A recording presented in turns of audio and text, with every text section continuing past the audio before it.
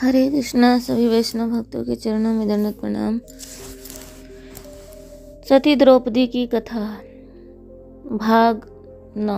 अभी तक हमने 8 भाग सुने हैं, तो चलते हैं अपने 9वें भाग की ओर। सज्जन पुरुषों में यह स्वाभाविक गुण होता है कि यदि दूसरा कोई उनका अनिष्ट करना चाहे तो वे यथाशक्ति अनिष्ट से अपने को बचाने की चेष्टा करते हैं, परंतु अनिष्ट करने वाले का अनिष्ट नहीं करना चाहते हैं। वे स्वभाव से ही सबका हित चाहते हैं और हित चाहने वाले चाहने में यह भेदभाव नहीं रखते कि कौन मेरा शत्रु है और कौन मेरा मित्र। वे दुखी को देखकर दया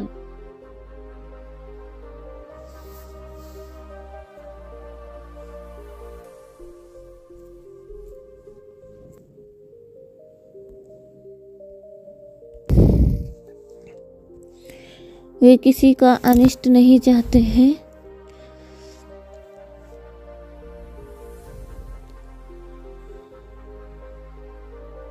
दुखी को देखकर दया दर्द हो जाते हैं और अनिष्ट करने वाले को देखकर उनके अंदर सद्बुद्धि का संचार करने के लिए तड़पने लगते हैं और पुण्य आत्मा को देखकर उसके पुण्य की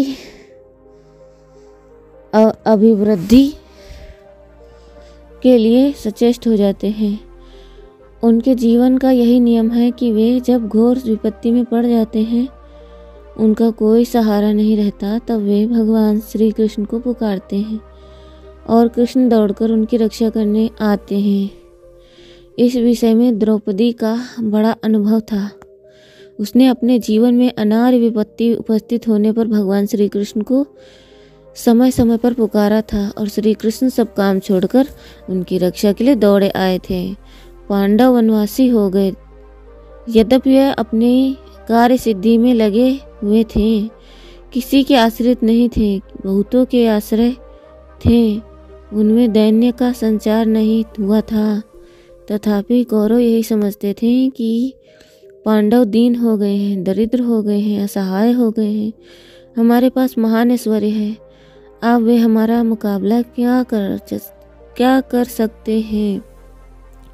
इसी समझ से उनके मन में यह दुर्बुद्धि आई कि चलो हम लोग वन में चलें और अपने ऐश्वर्य का प्रदर्शन करके पांडवों को कुढ़ावें, उनका अनादर करें। वे सज धज कर हस्तिनापुर से वन के लिए रवाना हुए।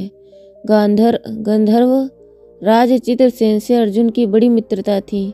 जब उन्हें कौरवों का यह दुर्व्यवहार मालूम हुआ कि ये मेरे मित्र अर्जुन और उनके भाइयों को चिढ़ाने के लिए जा रहे हैं, तब उन्होंने ऐसा निमित्त उपस्थित कर दिया कि गंधर्वों से कौरवों का युद्ध हो गया। उस युद्ध में कौरवों की बहुत सी सेना मारी गई, बहुत से वीर बेहोश हो गए और औरों की तो बात ही क्या, वीरवर कर्ण भी अपना रथ नष्ट हो जाने पर कर्ण के रथ पर सवार होकर भाग गए। दुर्योधन पकड़ लिया गया और गंधर्व उसे लेकर अपने लोक को चलते बने। सेना के जो कुछ सामान्य सेवक अवशेष रह गए, उन्होंने जाकर पांडवों से प्रार्थना की कि राजा दुर्योधन को गंधर्व पकड़े लिए जा रहे हैं, आप लोग उनकी रक्षा करें। युधिष्ठिर ने सोचा विचार कर भीम, अर्जुन आदि अपने छोटे भाइयों को आज्ञा दी, देखो भैया, यूँ तो जब हमारा कौरवों से विरोध हो तब हम 5 भाई और कौरव 100 भाई हैं, परंतु जब कौरवों का और किसी से विरोध होता है तब हम सब मिलकर 105 भाई हैं। हम पांचों के रहते कोई कौरवों का अपमान करे, यह असहाय है। तुम लोग अभी जाओ और सुलह से अथवा युद्ध से उनको छुड़ा लाओ। पांडवों ने अपने बड़े भाई युधिष्ठिर की आज्ञा सिरोधार्य की। पहले गंधर्वों से अर्जुन का घमासान युद्ध हुआ। जब यह बात गंधर्वराज चित्रसेन को मालूम हुई तब वह आया और अर्जुन से उसने भी युद्ध किया। जब चित्रसेन बहुत पीड़ित हो गए तब उन्होंने अपने को अर्जुन के सामने प्रकट किया और दोनों में कुशल प्रश्न हुआ। चित्रसेन ने अर्जुन से कहा, भाई अर्जुन, दुर्योधन और कर्ण का दुष्ट विचार देवराज इंद्र को स्वर्ग में ही मालूम हो गया था। वे सब अपना ऐश्वर्य दिखाकर तुम्हें कुढ़ाने के लिए, तुम्हारी दुर्दशा का स्मरण दिलाने के लिए और यशस्विनी द्रौपदी की हंसी करने के लिए यहाँ आए थे। देवराज इंद्र की आज्ञा के अनुसार ही हम लोग दुर्योधन को पकड़ा था। अब तुम जैसा कहो हम वैसा करने को तैयार हैं। अर्जुन और दुर्योधन और गंधर्वों के साथ युधिष्ठिर के पास गए। युधिष्ठिर को समझा बुझाकर गंधर्वों को विदा करा दिया और दुर्योधन को यह कहकर लौटा दिया कि मेरे प्यारे भाई सुयोधन, बिना सोचे विचारे कोई साहस काम नहीं करना चाहिए। मत करना, ऐसी ही होनी थी। अब तुम अपने भाइयों के साथ अपनी राजधानी में जाओ और वहां सुख भोगो। दुर्योधन वहां से लौट गया। दुर्योधन को पहले तो बड़ा पश्चाताप हुआ, परंतु पीछे उसकी बुद्धि बदल गई। वह धर्मात्मा पांडवों को और भी कष्ट पहुंचाने की चेष्टा करने लगा। एक दिन यशस्वी, तपस्वी और तेजस्वी ऋषि दुर्वासा घूमते घामते 10,000 शिष्यों के साथ दुर्योधन के अतिथि हुए। दुर्योधन ने बड़ी विनय से उनका स्वागत सत्कार किया। वे कई दिनों तक दुर्योधन के यहाँ रहे। दुर्योधन बड़ी तत्परता से दिन रात उनकी सेवा में लगा रहा। महर्षि दुर्वासा ने कई प्रकार से दुर्योधन की परीक्षा ली भी, परंतु वह उनकी परीक्षा में उत्तीर्ण होता गया। कभी भोजन तैयार कराकर वे भोजन नहीं करते, कभी भोजन के लिए मना करके चले जाते और भोजन के समय 10,000 शिष्यों के साथ आकर पंक्ति में बैठ जाते, परंतु दुर्योधन की ओर से किसी प्रकार की असावधानी नहीं हुई। दुर्वासा बहुत प्रसन्न हुए। दुर्वासा ने दुर्योधन से कहा, बेटा मैं तुमसे बहुत प्रसन्न हूँ। तुम इच्छा अनुसार वरदान मांग सकते हो। मेरे प्रसन्न होने पर संसार में कुछ भी दुर्लभ नहीं। दुर्योधन ने बड़ी प्रसन्नता हुई। संसार में कुछ भी दुर्लभ नहीं है। दुर्योधन बड़ी प्रसन्नता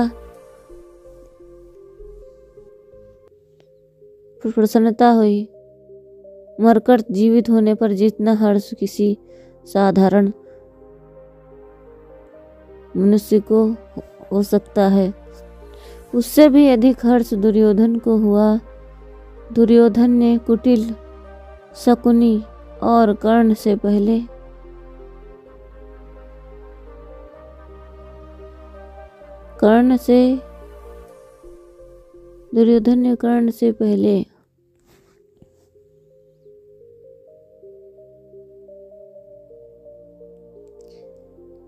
सलाह कर ली थी दुर्वासा से क्या वर मांगना होगा। दुर्योधन ने हाथ जोड़कर कहा, भगवान, हमारे वंश में महाराज युधिष्ठिर ज्येष्ठ और श्रेष्ठ हैं। उनके गुण, सचरित्रता और शील स्वभाव की महिमा सारे संसार में प्रख्यात हैं। वे बड़े धर्मात्मा हैं और इस समय अपनी धर्मपत्नी द्रौपदी तथा छोटे भाइयों के साथ वन में निवास कर रहे हैं। मैं आपसे यही वर मांगता हूँ कि जैसे आप शिष्यों के साथ मेरे यहाँ पधार कर अतिथि हुए हैं, वैसे ही उनके यहाँ भी यदि आप मुझ पर विशेष कृपा हुई तब यशस्विनी द्रौपदी ब्राह्मणों और पतियों को खिला पिलाकर तथा स्वयं भी खा पीकर विश्राम कर रही हो। दुर्योधन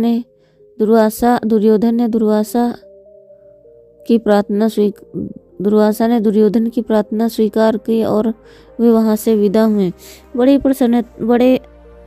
वे वहां से विदा हुए और आज कौरवों में बड़ी प्रसन्नता है। वे सोच रहे हैं कि दुर्वासा कई प्रकार से दुर्योधन की परीक्षा ली, परंतु वह उनकी परीक्षा में उत्तीर्ण होता गया। कभी भोजन तैयार कराकर वे उनकी परीक्षा में उत्तीर्ण होता गया। कभी भोजन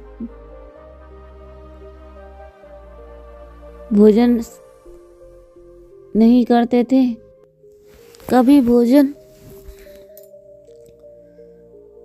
के लिए मना करते चले जाते और भोजन के समय 10,000 शिष्यों के साथ आकर पंक्ति में बैठ जाते थे। परंतु दुर्योधन की ओर से किसी प्रकार की असावधानी नहीं हुई। दुर्वासा बहुत प्रसन्न हुए।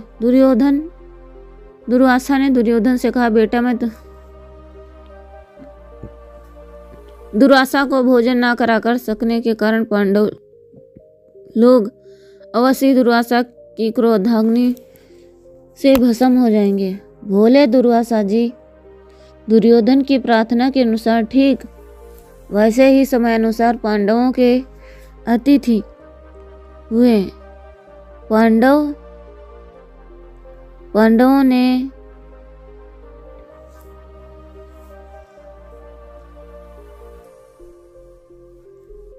ने आसन पर बैठाकर विधि पूर्वक उनकी पूजा की और हाथ जोड़कर प्रार्थना की।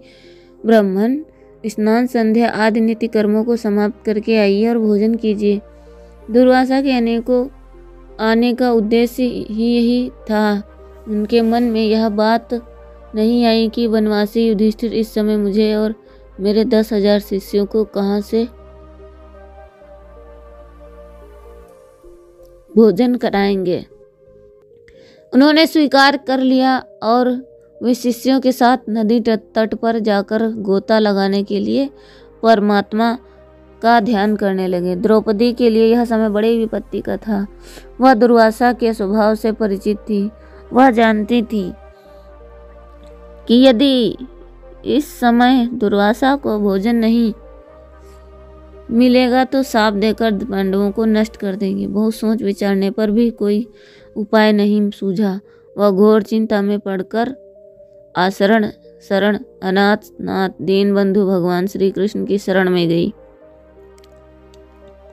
और चारा ही क्या था और सहारा ही किसका था। ऐसे अवसर पर श्री कृष्ण के अतिरिक्त और सहायता कर ही कौन सकता था। उसका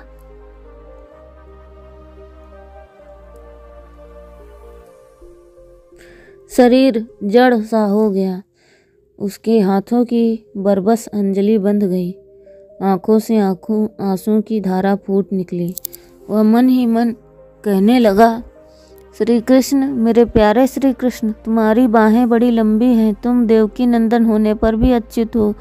तुम वासुदेव पुत्र होने पर जगदीश्वर हो। जिससे तुम्हें प्रणाम किया उसका घोर संकट तुमने टाल दिया। तुम ही विश्व के विधाता हो, तुम ही विश्व के संहार करता हो और तुम ही स्वयं विश्व हो। मेरे प्रभु, मेरे स्वामी, मेरे सर्वस्व, तुम ही मेरे रक्षक हो। तुम ही सबके रक्षक हो। वास्तव में तुम ही सबसे परे पुरुषोत्तम हो। तुम्हारी ही शक्तियाँ से चित्त की वृत्तियों में चेतना का संचार होता है। तुम्हारी ही चेतना से निवृत्ति चित्तवृत्तियाँ ज्ञान के संचय में समर्थ होती हैं। मैं हृदय से तुम्हें प्रणाम करती हूँ। तुम सर्वश्रेष्ठ हो। तुम ही सबको वर देने वाले हो। तुम अनंत हो, जिन्हें किसी का सहारा नहीं। तुम उनका सहारा हो। प्राण, इंद्रियां और उनकी वृत्तियां तुम तक पहुँचने में तुम्हारी शरण में हूँ। शरणागत वत्सल श्री कृष्ण, कृपा करके मेरी समान लाल नेत्रों वाले पीतांबर और कौस्तुभमणि धारण करने वाले श्री कृष्ण, सभी प्राणी तुमसे उत्पन्न होकर तुम्ही में विलीन हो जाते हैं। तुम ही एकमात्र सबकी परम गति हो। तुम परम से भी परम ज्योति, विश्वात्मा और सर्वव्यापी हो। विद्वानों ने तुम्हें ही इस जगत का परम बीज और सब ऐश्वर्यों की खान कहा है। देवेश, तुम हमारे स्वामी हो। इसलिए हम किसी भी आपत्ति से नहीं डरते। स्वामिन, कौरवों की सभा में जैसे तुमने दुशासन से मेरी रक्षा की थी, वैसे ही इस महासंकट से भी मुझे बचाओ। मैं तुम्हारी शरण में हूँ। कृष्ण कृष्ण महाबाहो देवकी नंद नाथ व्यय वासुदेव जगन्नाथ प्रणत विनाशन विश्वात्मन विश्वजनक विश्वहर्ता प्रभो व्यय प्रपन्नपाल गोपाल प्रजापाल परात्पर आकुतीनां च चित्तीनां प्रवर्तं नाथ सीमिते वरण्यं वर्धान्त आति अगातीनां गतिर्भव पुराणपुरुषं प्राणमनो प्रत्याहाद्गोचर सर्वाध्यक्ष पराध्यक्ष त्वमहं शरणं गता पाहि मां कृपया देव शरणागत वत्सला पाहि मां कृपया देव शरणागत वत्सला नीलोत्पल श्यामा पद्मगर्भारूढोदक्षण पीतांबर पराधीन धन लत्स कौस्तुभभूषण त्वामादिरन्त भूतानां त्वमेव चापरायणं परतं ज्योति विश्वात्मा सर्वतोमुखः त्वमेवाहु परं बीजं निधानं सर्वसम्पदां त्वया नाथेन देवेश सर्वपादभ्यो भयं नहि दुःशासनहं पूर्वसभायामोचिता तथा यथा तदेव संकटादास्म मंदबुद्धि तुम हर्षसि।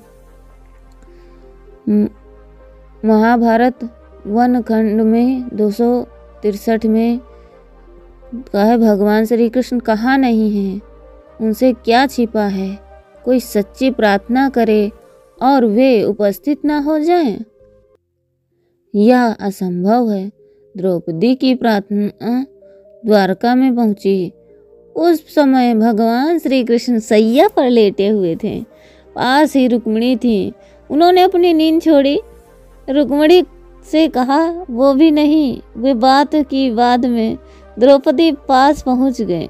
उन्हें देखते ही द्रौपदी आनंद तिरस्कार से पुलकित हो उठी और प्रणाम करके दुर्वासा के अनेका सब हाल कह सुनाया।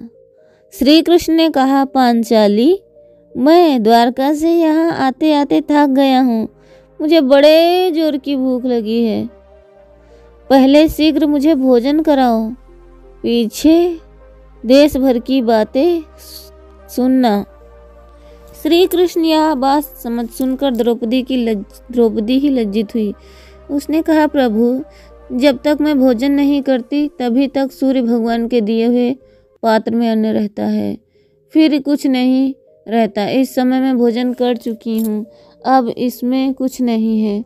श्री कृष्ण ने कहा, द्रौपदी, भूख लग रही है और तुम दिल लगी कर रही हो। थके मांदे के साथ ऐसा व्यवहार नहीं करना चाहिए। शीघ्र जाओ, वह पात्र मेरे साथ लाओ, विलंब न करना भला। श्री कृष्ण का आग्रह देकर द्रौपदी वहां पात्र उठा लाई। उसके एक किनारे पर साग का एक टुकड़ा लगा हुआ था। भगवान श्री कृष्ण ने स्वयं देखकर उसे उठा लिया और उसे खाकर कहा, अनेन यज्ञभुगम विश्वात्मा भगवान प्रियताम।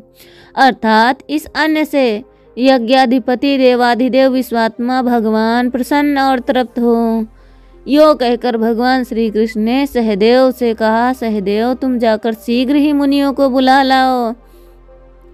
उनसे कहना कि आप लोग चलकर भोजन कीजिए। सहदेव ने श्री कृष्ण की आज्ञा का पालन किया। दुर्वासा और उनके शिष्य स्नान करके अघमर्षण कर रहे थे। एकाएक उन सबको अजीर्ण की डकार आई।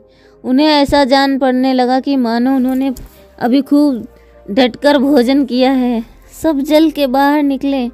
एक ने दूसरे को देखा, सबने सबके मन का भाव समझ लिया। उन्होंने दुर्वासा से कहा, महाराज, हम लोग युधिष्ठिर से भोजन सामग्री तैयार करने के लिए कहकर यहाँ आए थे, परंतु अब हमारा अचानक पेट भर गया है। अन्न गले तक लगा हुआ है। अब हम वहाँ चलकर क्या भोजन करेंगे? व्यर्थ रसोई बनाकर हमने उन्हें कष्ट दिया, अब क्या किया जाए? दुर्वासा ने कहा, यह बात तो सर्वथा सत्य है कि हमने पांडवों का अपराध किया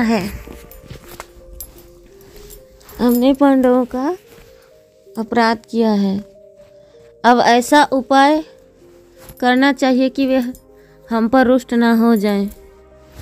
राजर्षि अम्बरीश का प्रभाव मैं अब तक नहीं भूला हूँ। मैं भगवत प्रेमी भक्तों से बहुत डरता हूँ। पांडव महात्मा, धर्मात्मा, वीर, विद्वान, तपस्वी, सदाचारी और भगवान के परम भक्त हैं। जैसे आग रुई के ढेर को जला सकती है, वैसे ही क्रोधित होने पर हमको भस्म कर सकते हैं। इसीलिए उनसे पूछे बिना ही हम लोग वहाँ से भाग चले। इसी में हमारा कल्याण है। दुर्वासा की बात सुनकर उनके सब शिष्य इधर उधर भाग गए। सहदेव इधर उधर घाटों पर ढूंढा, उन लोगों को कहीं पता नहीं चला। यहाँ रहने वाले तपस्वियों से सहदेव को मालूम हुआ कि वे लोग भाग गए। सहदेव लौटकर सब समाचार पांडवों को सुनाया। युधिष्ठिर को बड़ी चिंता हुई और वे सोचने लगे, अब ना जाने कितनी रात गए दुर्वासा आएंगे और भोजन मांगेंगे। उस समय वे हम लोगों को श्राप दे सकते हैं। श्री कृष्ण ने उन्हें सारी बातें बताईं और उन अपने आगमन का प्रयोजन बतलाकर कहा कि जो कुछ धर्म के अनुसार आचरण करते हैं वे सब प्रकार की विपत्तियों से छूट जाते हैं। पांडवों ने समुद्र में डूबते हुए मनुष्य जैसे जहाज के सहारे उबर जाते हैं, वैसे ही हम तुम्हारे भरोसे दुरस्त विपत्तियों से बचते रहते हैं। हम तुम्हारे शरण हैं। द्रौपदी और पांडवों की अनुमति लेकर भगवान श्री कृष्ण द्वारका को लौट गए। पांडव, ब्राह्मणों और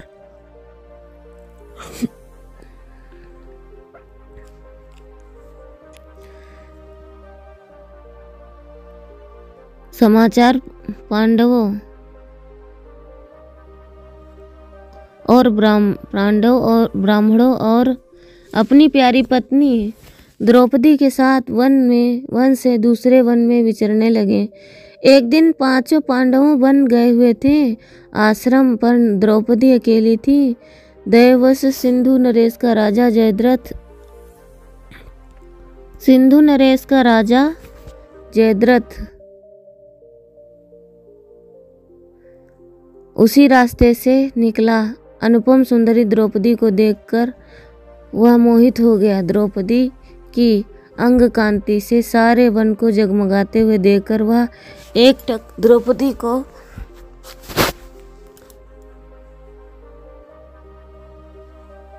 देखकर मोहित हो गया।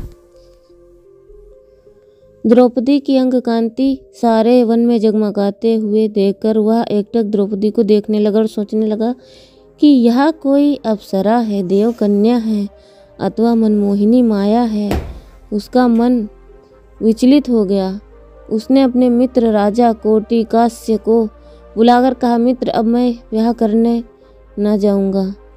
मैं तो इसी सुंदरी से विवाह करूंगा। तनिक जाकर पता तो लगाओ कि इस सुंदरी से विवाह करूंगा यह सुंदरी स्त्री कौन है? कौटिकास्य ने द्रौपदी के पास जाकर उसके रूप, सौंदर्य, गुण आदि की प्रशंसा की और उसका परिचय पूछा। द्रौपदी ने अपने शरीर को संभाल कर कहा, भाई, मेरी जैसी स्त्री पर पुरुष से बात नहीं करनी चाहिए, परंतु इस समय यहाँ और कोई नहीं है, इसलिए मैं तुम्हारे प्रश्न का उत्तर देने की विवश हो रही हूँ। इस प्रकार कहकर द्रौपदी ने अपना और अपने पतियों का परिचय और कहा, मेरे पति आने वाले हैं, तुम लोग थोड़ी देर ठहर जाओ, आने पर तुम्हारा विधिवत स्वागत सत्कार करेंगे। द्रौपदी इतना कहकर अतिथि सत्कार के लिए पर्णशाला के अंदर चली गई।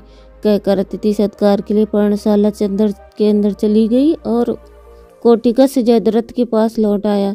कौटिकस की यह सब बातें सुनकर जयद्रथ पागल सा हो गया। वो और बिना पूछे पर्णशाला के अंदर घुस गया। वह द्रौपदी के पास जाकर कुशल समाचार पूछने लगा। द्रौपदी ने कहा, भाई तुम बैठ जाओ, मेरे पति आकर तुम्हारा स्वागत करेंगे। जयद्रथ ने कहा, देवी, मेरा सब स्वागत हो चुका है, आओ मेरे रथ पर बैठो, मेरे साथ चलो और अखंड सुख और ऐश्वर्य का भोग करो।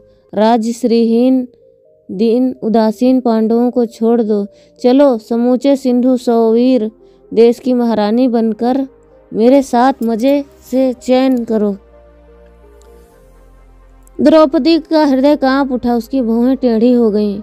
वह उस स्थान से पीछे हट गई। द्रौपदी ने उसे झिड़क कर कहा, खबरदार, बस अब ऐसी बातें जबान से निकाली तो ऐसी बातें कहते तुझे लज्जा नहीं आती? दुष्ट, तू राजा बन बैठा है।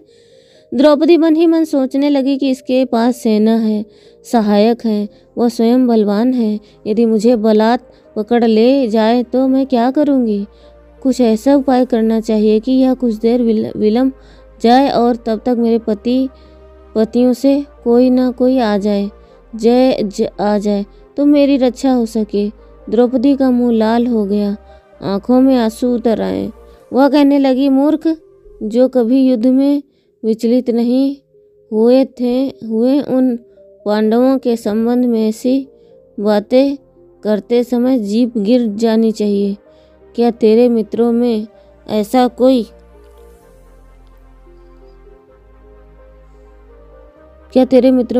तेरा हितैषी नहीं जो तुझे नरक में गिराने से बचा ले? क्या तू धर्मराज को जीत सकता है? क्या समय तेरी चेष्टा वैसी है जैसे कोई सोए हुए सिंह को लात मारकर उसकी गर्दन के बाल उखाड़कर भागने की चेष्टा कर रहा है? तू किसी दिन भी लोकपाल में किसी भी कंदरा में छिपकर दुर्वासा के बाणों से नहीं बच सकता। नकुल और सहदेव युद्ध करते समय तू अनुभव करेगा। नकुल सहदेव से युद्ध करते समय तो अनुभव करेगा कि तूने विषैले नाग के पूंछ पर पैर रखा है। जयद्रथ ने कहा, मुझे धमकाओ मत, मैं पांडवों को अपने से नीच समझता हूँ। तुम्हें मेरे साथ चलना ही होगा, मैं तुम्हें बलवत पकड़ कर ले चलूंगा। द्रौपदी ने कहा, मैं अबला नहीं हूँ, मैं पांडवों की धर्मपत्नी होने के कारण महाबलशालिनी हूँ। मैं तेरे सामने कभी दीन वचन नहीं कह सकती, और मेरे रक्षक भगवान श्री कृष्ण और अर्जुन हैं। तेरी क्या मजाल है जो तू मुझे छू सके? गांडीव धनुष की टंकार सुनकर तू भाग जाएगा।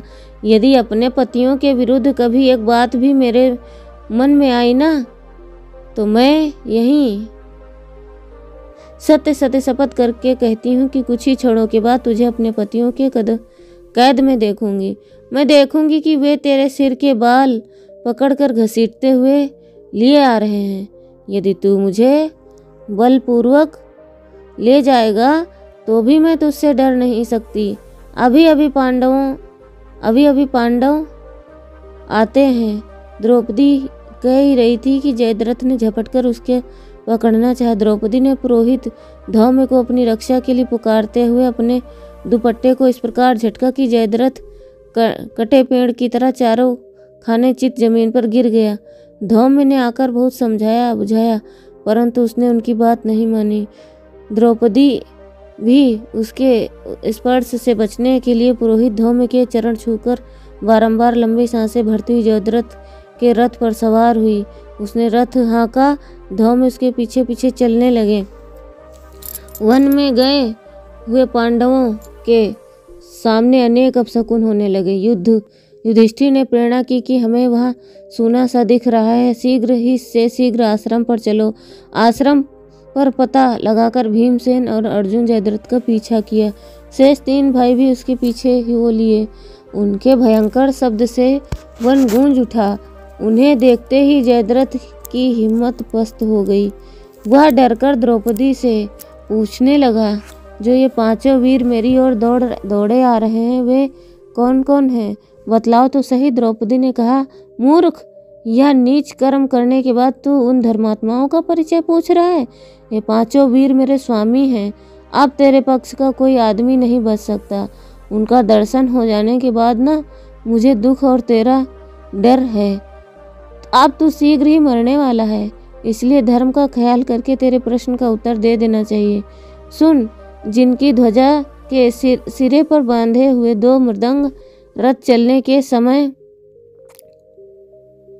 स्वयं ही बजते रहते हैं, जिनके शरीर का रंग सोने के समान उज्जवल और चमकीला है, जिनकी नाक नुकीली है, ऊंची है, जिनके दोनों नेत्र विशाल हैं और जो धर्म के मर्मज्ञ हैं, वे मेरे पति युधिष्ठिर हैं। इसी प्रकार द्रौपदी पृथक पृथक सबका परिचय दिया। तब तक पांडव पहुंच चुके। पैदल सेना ने शस्त्र त्याग करके हाथ जोड़ लिए। इससे पांडवों ने उस पर प्रहार नहीं किया। सवारों को प्राणों के लाले पड़ गए। हमें न युद्ध का विशेष वर्णन करना है और न तो किसी को किसी ने मारा ही, यह बतलाना है। युद्ध का अंतिम परिणाम यह हुआ कि जयद्रथ चुपके से रणभूमि छोड़कर भाग गया। युधिष्ठिर, नकुल और सहदेव द्रौपदी को लेकर आश्रम पर लौट आए।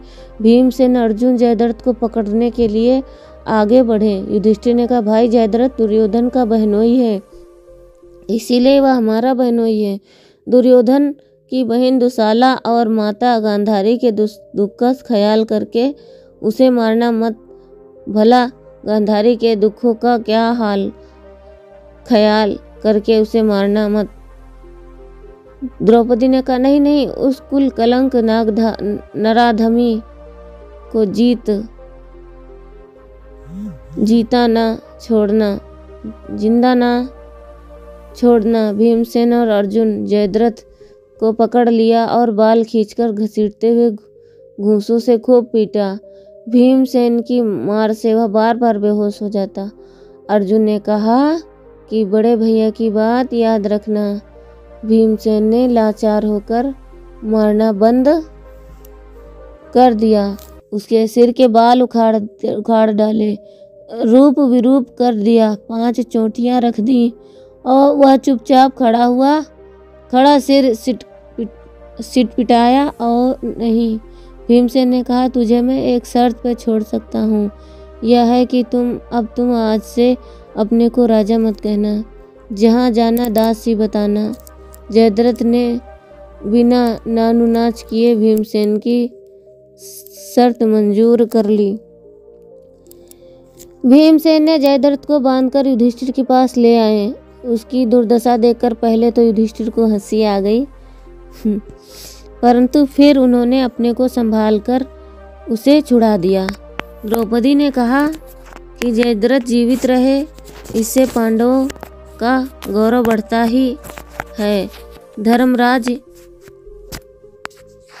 का उपदेश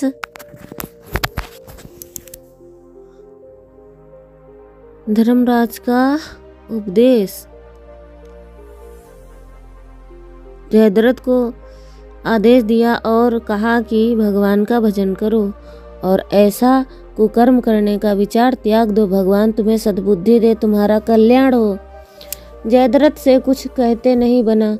वह सिर नीचा किए वहां से विदा हो गया। द्रौपदी हरण से पांडवों को दुख हुआ। वे अपनी दुर्वस्था से व्यथित हो गए। मार्कंडेय ऋषि ने रामायण की कथा सुनाई और बताया भगवान रामचंद्र की धर्मपत्नी सीता का भी हरण हो गया था और उन्हें तुमसे भी अधिक विपत्तियों का सामना करना पड़ा था। इसके लिए चिंतित होना उचित नहीं है। इस घटना से में तुम्हारे कल्याण का बीज है। भगवान भी प्रत्येक देन को उत्सुकता और प्रसन्नता के साथ ग्रहण करना चाहिए। इसी में जीवों का परम कल्याण है। पांडव वन में द्रौपदी के साथ वनवास के 12वें वर्ष तक अवशेष दिन व्यतीत करने लगे। हरे कृष्णा कृष्णा कृष्णा हरे हरे, हरे राम राम राम हरे हरे। जगत गुरु श्रील प्रभुपाद की जय। अनंत कोटि वैष्णव भक्तवृंद की जय। गुरु महाराज की जय। तो अब हम आपसे मिलेंगे अगले भाग में, भाग 10 में मिलेंगे। हरे कृष्णा।